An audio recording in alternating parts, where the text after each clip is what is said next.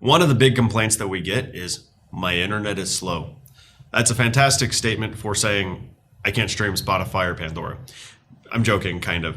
But the reality is more and more things go cloud-based, the more you'll find that your internet connection, and not just one, you'll need two likely. And if things are really critical to you, maybe even three.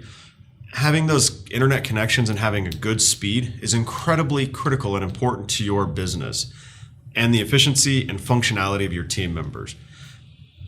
There's so much stuff going cloud-based these days, so much infrastructure is leaving your local place of business that having only one internet connection is kind of like holding a gun to your head and hoping that it doesn't go off. It's a very dangerous place to be. You should be looking at having multiple connections, even if it's just a slow failover connection or cellular.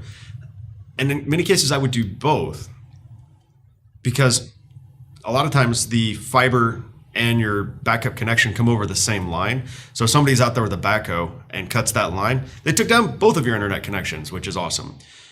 So that's why in many cases, I would recommend having your primary internet connection, potentially a failover, and then beyond that, even potentially a cellular failover. Because if you have all of those things, the chances of you going down are pretty low. Unless the same person with the backhoe takes out your power, in which case, I can't fix everything. I know a guy with a generator.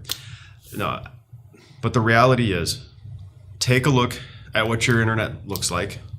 Give us a call. We can run your address, find all of the different providers or carriers available in that area, and make sure you're getting what you need and deserve for your company.